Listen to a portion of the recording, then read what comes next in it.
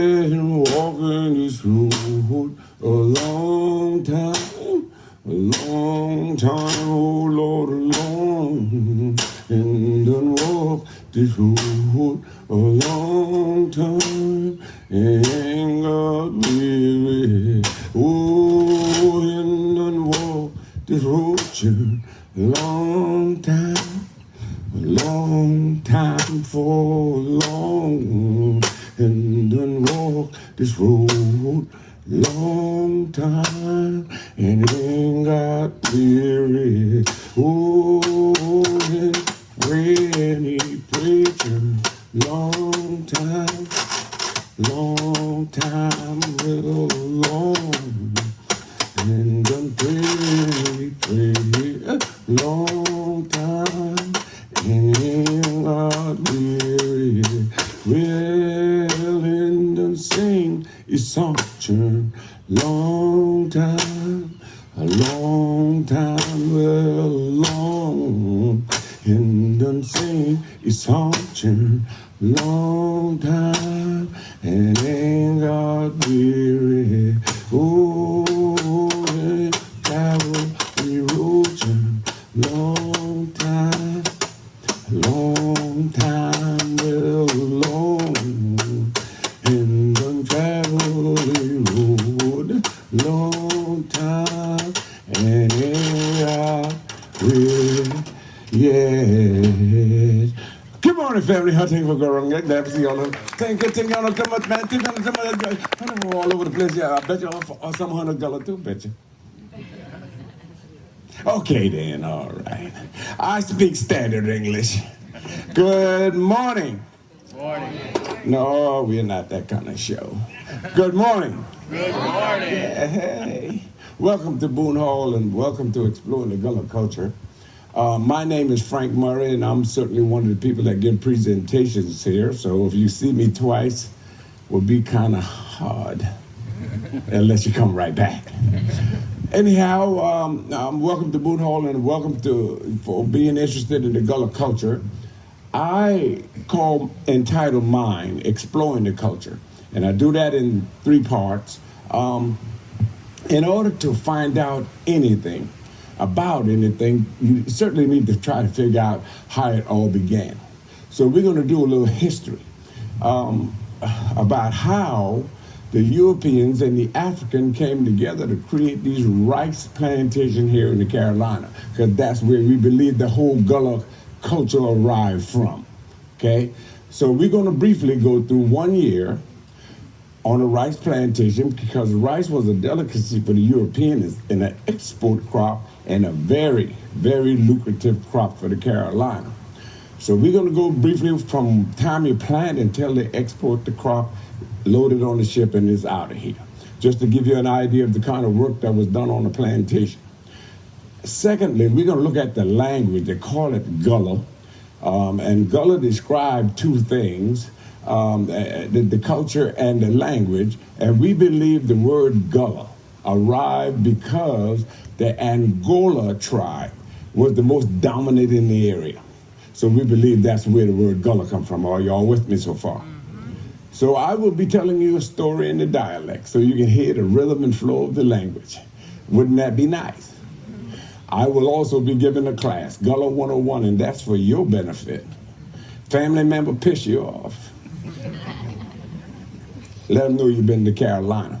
Last but not least, we've been looking at the religious aspect of how and why the Africans start following Christianity. But let's get started. This is the most accepted theory. A captain of a slaving vessel ported here in Charleston then in the latter part of the 1680s, early 1690s. The captain was ill, the ship was in bad need of repair. Dr. Woodward, he lived there, invited the captain to home, nursed him back to health, and once the ship was repaired, as a gesture for the hospitality, the captain gave the doctor several bags of seed rice. We must look at America. She was an infant. They were looking for means of commerce, to trying to get in line with the rest of the world. And Dr. Woodward was not only a physician, but he was also a planter, and he and his friends They wanted to plant this rice to see whether it could grow here in the Carolina because of our subtropical climate. Even though rice was introduced in the latter part of the 1680s, it took them almost 100 years before they perfected the growth of rice enough to make money from it. And the reason for that is the strain of rice was a strain in which you would have to flood and drain each fields 3 times before the rice even reached maturity and was ready for harvesting. The mistake the doctor and others made was they tried to experiment planted in the uplands in the Carolina. And notice that I'm saying the Carolina, and I never once said South Carolina, because at that particular time, South Carolina didn't even exist. It was just known as the Carolina. Extended from Wilmington, North Carolina, outward to Tennessee, down into Florida. Whole entire thing, okay? They tried to experiment around the swampy areas and rely on man-made kind of apparatuses to flood and drain the fields, and couldn't flood it adequately, couldn't drain it adequately, and certainly the yield was poor. Sometime after the Revolutionary War, someone came up with the idea of moving these rice fields closer to the river's edge and use the ebb and flow of the tide. And that's exactly what they done. They came actually carving these fields out next to the river's edge.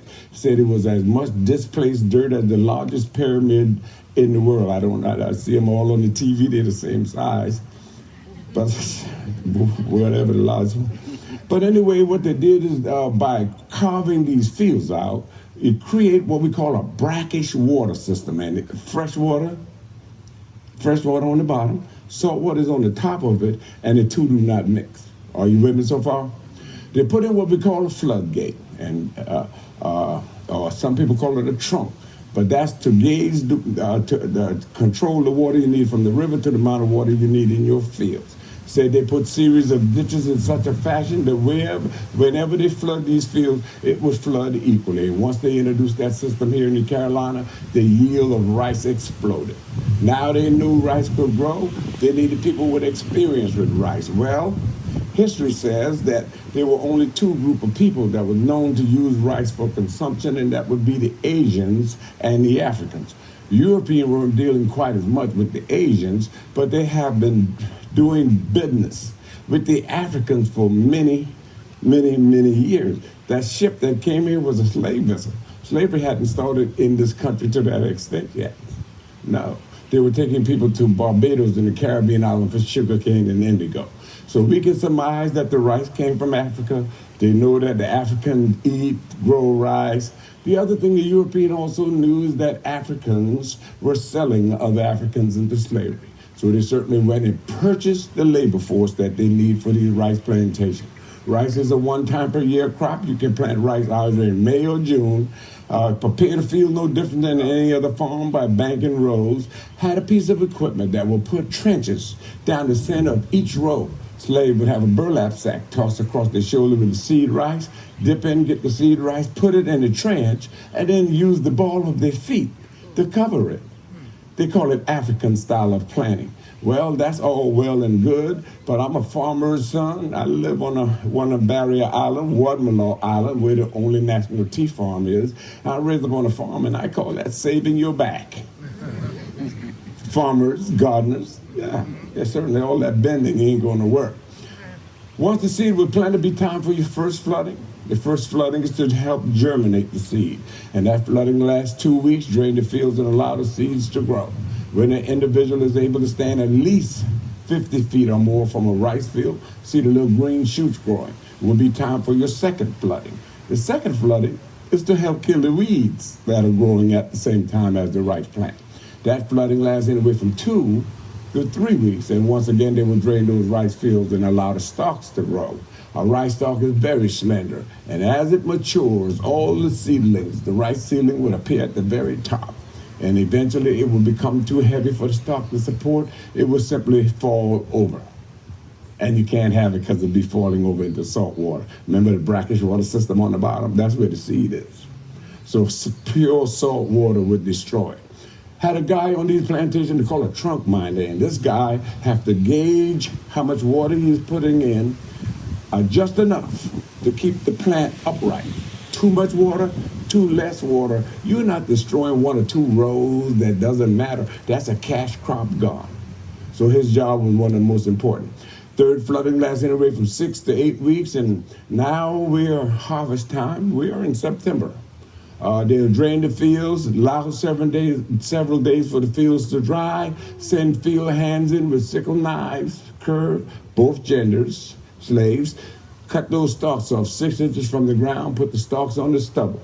And they will, another group will come behind them, bundling into sheaves, loaded on an oxen cart, bring it up to the plantation work yard, which is an open field. Because the rice is coming out of a wet environment, now they have to put them in mounds to get them dried as quick as possible. And once it's dried, the task is left up to women and children to process it. Remember, the rice is still attached to the stalk, so they have to thrash it to separate the grain from the stalk, remainder of the stalk. They got a fanner system where they get the trash out. Now you have to hull it, get the grain out. Carolina Gold was a strain of rice that had a starchy substance that builds up around the grain. The voyage from America to Europe, where the rice was exported to, the rice would rot with the starchy stuff on it. So they had a system where they polish it in the mortar, in a stirring system, get all that starchy stuff off. And then finally they put it in a pot-belly barrel up to 600 pounds. By the time they get all this work done, it's the latter part of December, somewhere close to Christmas. The ship is leaving the harbor, and that's the task. You got to leave before winter set in. Now, once the crop come in and is exported, then they give them several days off because it's close to Christmas. It would be they'll have a feast because the crop coming in, especially if they had a great yield year. Pick a cabin, abundance of food would be prepared, music, moonshine was permissible to drink in the opening, whatever that means. Wait 12 months to get a drink. Anyhow, after those 7 days off, you have to return to those rice fields and prepare for next season planting. The last cash crop was said to have been planted in 1888. Yes, the slaves were freed, but that was not the only demise of the grandeur of rice here. We had back-to-back years of severe weather. The country was moving into the industrial age, so they came up with a piece of equipment that could plant and harvest rice quicker than human hands. When they brought those equipment to us here, our water table is very high, equipment was very heavy, and somebody on the bottom of this earth got at least 2. Are y'all with me so far? All right then, here we go with the language. Would you agree with me that our European brothers and sisters, not all of them, but the majority of our European brothers and sisters are brothers and sisters of fair skin color? Would you agree? Say yes. Yes. I've been over there. Yes. I spent some time over there. Yes. Yeah. I asked that question and he's like, yes, like you don't know. Yes, this is a history class. But all of them do not speak the same language. Would you agree? Yes. Well, the Africans are coming into this system with over 109 different dialects. They hardly could understand each other. So it was essential for them to come up with a universal language, and that's what we call the Gullah language. It's a Creole language. Creole means you put several things together, like a gumbo. They said Gullah has bits and pieces of up to 14 different languages in it. Bits and pieces. You know, word here, word there, that kind of concept. But the majority of the words in the Gullah language are English words. I came out of here and said, hey, how y'all doing? Good morning. It look like y'all from all over, or some of you Gullah too. That's what I said to you. Very first thing came out of my mouth. And then I look at my sister and the brother and say, I'm not with that guy. I saw that look. Ain't me. I don't know. I saw that. The reason it kind of throw you off, and this is the Gullah 101, okay? I'm helping you out, family piss you off. You see, English is spoken slow and deliberate. The Africans speak the language rapid. Bam, bam, bam, bam. Your ear is not accustomed to hearing English moving so fast. Yeah. All right. And then the majority of the words in the language are English words, but the Africans stuck with the African grammatical structure.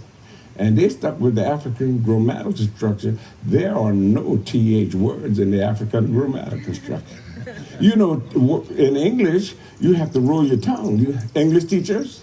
Yeah. This, that, them, and those. I know why y'all quiet. Because 72% of America is gullah as they could be. You take away they remove the T and the H from in front of this, that, them, and those, and put a D in front, that word don't change. 72% of America speak gullah. You know you do. The children and all.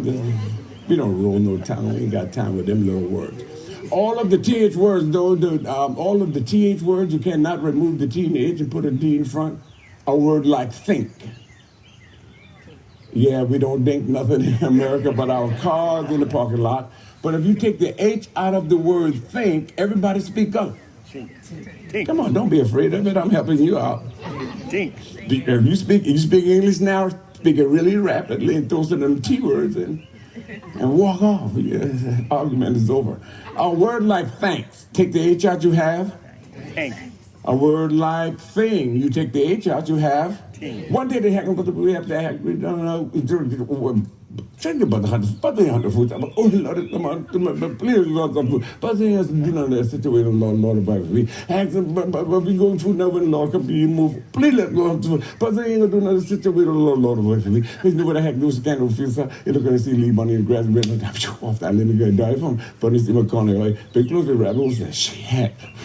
Man, if you help me with me, that please do tell me, please let go of the food. But they ain't do nothing longer, but yes, we don't know Lord of life. We have to scan the field, see Lee Sparrow, you know, bigger, fast, they wait on top. That let me go. Get close to the sparrow, starter, because you know he can't fly. Sparrow, little tiny bird, agitated, start that back, up, down. So I wait to slow the heck, gonna leave the heck, so get them. So the sparrow thinks that's what we're gonna do now. Look in front of the big tree, ever seen like sparrow stop that back and forth. Fast, little bit of that hack so get something like French fry and never make it home. The other way tough. Anyhow, he forgot one thing. That sparrow, I know that sparrow dead up, got hacked. Boom! From there forward, they don't know, right there. Yeah, right now. Well, first day, so next day, people like sitting on the food. But you tell me about the family member, sure. Find that bus, shoo. All right, let me go. Time to fly around the line next to the hack. He tried to tell her, wait on a lot of way for me. Take it off his up.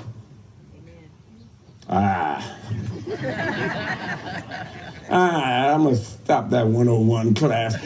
No, I'm kidding. I know y'all pick up some words. Yes? Yes. Come on. Yes? Yes? All right, let me hear some. I already exposed you. You know you're gullah. Just because you've been away from home a long time. You're back now. What did you hear? The Lord sick. Oh, yeah. All right. Hey.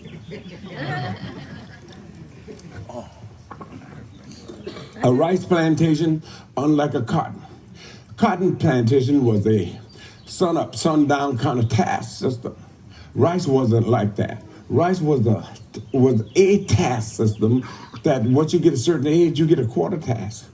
Older, half, three-quarter, until you're grown, you get a full task. That's how a lot of people was able to plant food, go fishing, hunting. Some people hire themselves out on this system.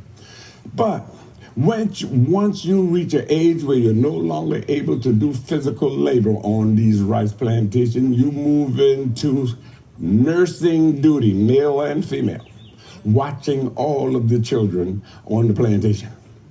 What the elders would do to impart some knowledge to them was sit them down in groups, tell them stories, use the animal kingdom to entertain them, but each and every story has a moral, and this one though is no different. This particular story is about a hawk and a buzzard.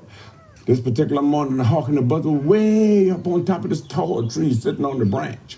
Now, the hawk is a greedy guy. Every time you see him, it's about food. I'm hungry. I need something to eat.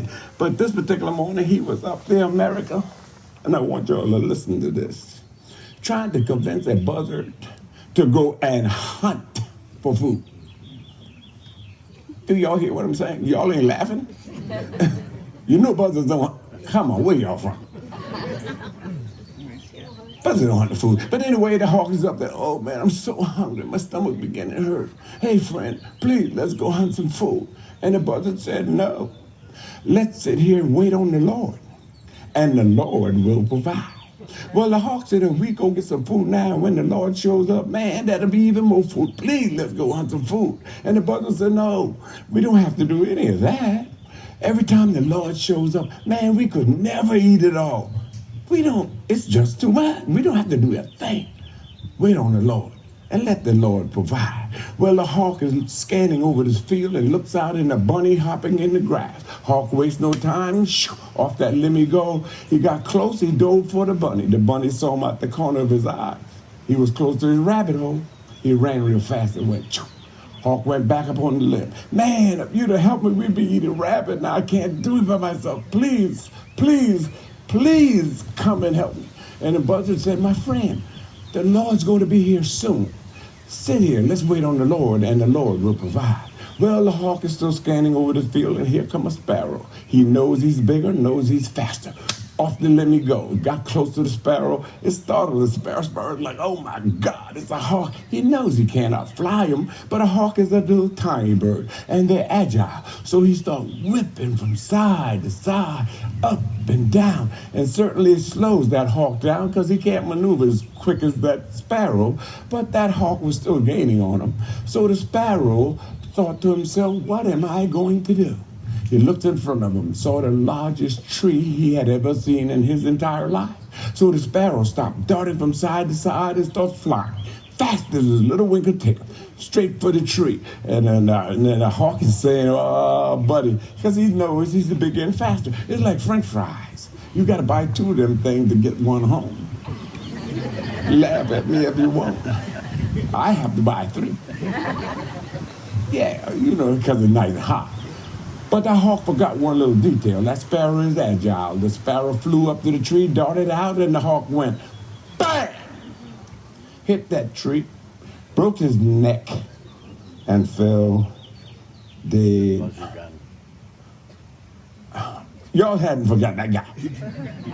I'm a country boy, like I say. It's inevitable for you not to see dead animals all the time. That's part of rural life. Rural people, raise your hand. Any rural people in here? Am I lying? Yeah, you find them all the time. And then what I noticed is that it's dead, and I'm driving by the first day, and they're just hanging out in the tree. I know that the food don't go nowhere, and it took me a while to figure out why they just don't go right to eat it. They like seasoning on their food like everybody else. So we can call the first day salt, next day pepper. You know when it's a barbecue because your family members and your neighbors shows up at that. Finally, the buzzard put his wings out, circled around, landed next to the hawk, which was dead on the ground. And he had this to say, I tried to tell you, now if you had just wait on the Lord will provide. Thank you, Lord, for my supper. And certainly the moral of that story is to have. All right, y'all got it. Last but not least, the religious aspect. This is the most accepted theory. It says that the African had a religion based around things of nature, the sun, the moon, animals, that kind of concept. But when you look at Christianity, it's a faith-based system. It said once the slave either read or heard the story about how God delivered the Israelites. You don't know the Moses story. Everybody knows the Moses story. If you don't know nothing else, I don't care if you atheist, you heard about me. Yeah, right? Right? Yep. Why y'all leaving me by myself? Twilight Zone. Yeah. But, religion is a 2-part system. 3-part, I think. Well, let's call it 4-part. Praise, worship, hymns, and tithes. The praise and worship part of religion, the 2 cultures saw eye to eye. Tithes wasn't much of a problem either. The problem came along when it came down to the music. The European believed that you come, you get your lecture, sing your hymn, pay your money, keep your feet during the service firmly on the floor. Because they believed that if you raised your feet, it was like a demonic curse. That's the European counterpart. Look at the Africans, and we can throw the American Indians in too. Because when they praise and worship, what do everybody do? Dance. Granny's 179 and a quarter, and she'd be on 2 cane rocking. That baby born about 2.5, 3 weeks ago, bassinet, milk squirting. Y'all see, it's real. But because of the difference, what the slave done, and they wanted to see about this God who has set people free. So what they wanted to do, if they serve him, that God will do the same thing for them. Human-wise, wouldn't be near one of us that wouldn't check it out at least, right? If you want to be free. So what the slave did is snuck into the woods and had an area cleared out. Some people called it a hush harbor because they would sneak out and do it and praise and worship at a low tone. Some people call it a brush harbor because they're out in the bush. But if you hear those 2 words, it's actually talking about the same thing. They will go in the woods. There are songs they sing back then. We call them the lead singer and the backer. They call them call and response. There's a caller and everybody responds. The caller would be in the middle, and everybody else would get in a line, and they would go around in a circle and shuffle their feet. The master believed that you shouldn't raise your feet. They don't raise their feet. They're dancers, and they got their groove on. But as Christianity began to spread throughout the plantation system here, there, so slaves from different plantations start coming to these hush harbors, some from yours and yours and your family. Sister and brother, stand up there a minute. And your family. Richard and Joseph D. Reef, they were big-time plantation owners just like the Boones. Y'all didn't know that? D-E-R-E-E-F. They're in Massachusetts where the rest of the money at. Today, sit down, sir. Not you, ma'am. 68% of black slave owners no. 68% of black slave owners that owned by black people. Who owned it?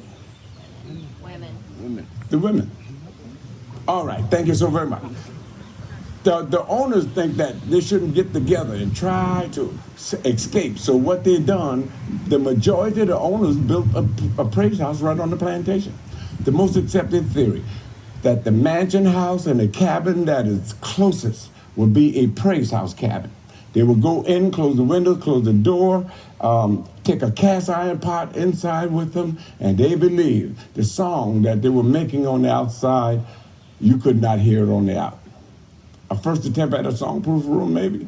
I don't know. I just need everybody to come to their feet. Everybody come to their feet. I believe that everybody got rhythm. I believe everybody got rhythm. Y'all remember the song? I introduced myself with a song. A slow beat and a fast beat in the same song, right? Right? Y'all heard it? Yeah. Now, I was doing a 2-part thing because that was a call and response song. I was doing both the call and the response. That's a hard task. So now we're going to close it out, making it easy on Frank. I'm willing to call, and I'm going to get y'all to respond. Come here, honey. Come here. Let me introduce. Everybody say hi. This is my wife, Shirley. Hey, Shirley. Yeah, I want y'all to be nice to her because she's not part of this program. She is not part of this program. I'm supposed to be doing all this by myself. Years ago now, she has volunteered to help me out. I went, back in the days, we got direct deposit now. Can I tell you a little story? Y'all in a hurry. It ain't gonna take long. The check used to come in the mail, so I came home because I worked, and I said, honey, did that check come? And whatever she was doing, she said, it's Tuesday now. And I'm saying, honey, yeah, Frank, the check came. She kept on doing whatever she wanted to do. Now, I got manners because I'm raised by 8 sisters. I'm right in the middle. I don't fool up with women too much, man. Got my share of beatings, the young and the old. But anyhow, she didn't answer me, so Thursday I give it another shot. Honey, what about that check? I told you I have the check. I never asked her for another dime. I just put her to work. Hello. We're going to do, and she can keep the money because my bill's on time. Yeah, I got nice clothes, house clean, food. Oh, Jesus. Ain't God good? Keep the money. Anyhow, here we go. Slow beat first. Everybody, here we go. Everybody got rhythm. Come on. Hand clapping all. Come on. Right quick. All right. Now, I go to an AME church, and as a little boy, it took me a long time to figure out what was going on in that church, because we got some sassy young people in our church, 75 and above. Take over people's church, do what they want. One of them mothers, they all about 4'2", 4'3", nobody over 5 foot, but all got on them big hats. The song coming from over there, and then all of a sudden in our church, you hear that voice, you know that's grandma, mama, somebody, so you better come and help them with that song, or all of their friends gonna gang you after church for not helping them out. But anyhow, I realized that this beat, she's still sitting in that pews, hadn't come to her feet. And when she come to her feet, guess what happened? Come on. Music is universal here. Yeah, oh, y'all good. Yeah, hey, I'm creating a Gullah band.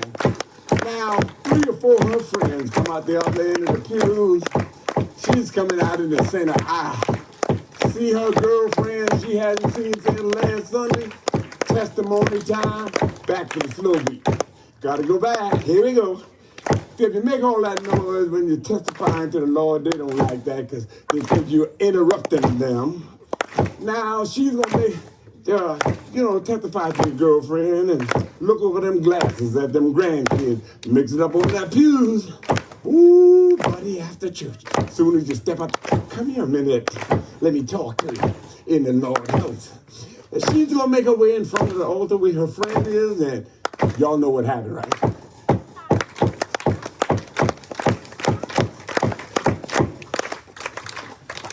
Sir? Come on. Yeah, it's you. I'm creating a Gullah band. Here you go. That's a Gullah band. Here you go. Both of you. Come on. Yeah, let the shades stay on. No, put the shades on. Give him a shade. He cool.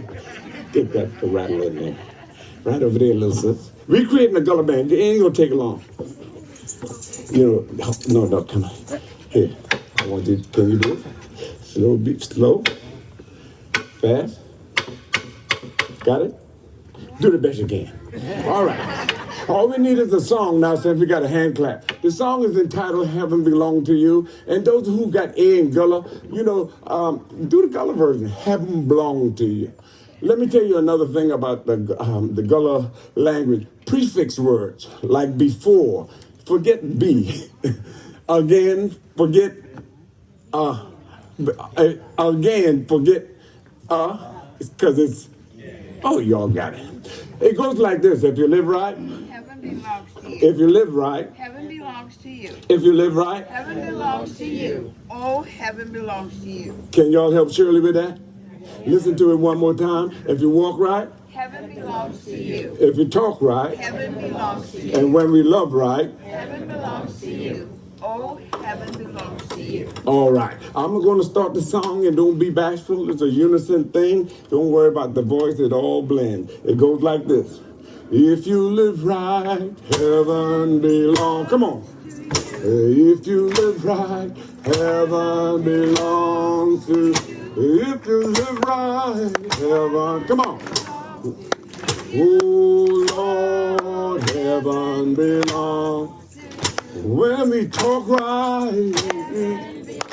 yeah, that sounds good. When we talk right, come on. When we talk children,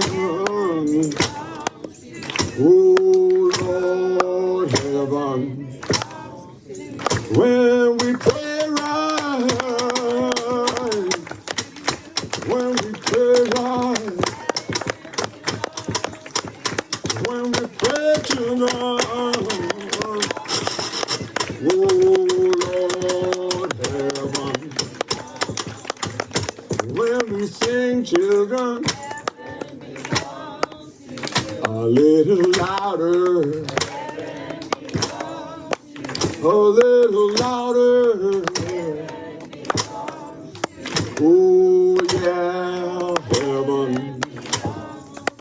When we let you down, when we love right, when we love right, oh Lord heaven. Thank y'all so very much.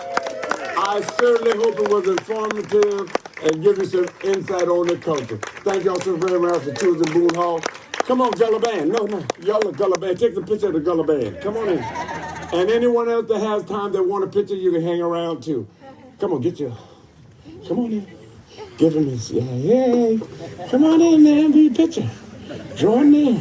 You in a band. Come on in, sis. Hey. Give the Gullah Band a hand. Come on, get it, Gullah. There you go. Yeah. Thank y'all so very much for choosing Boone Hall, and anyone else that would like a picture, you can hang around, you can have one also. Thank y'all so very much. Hope it was informative. Thank you.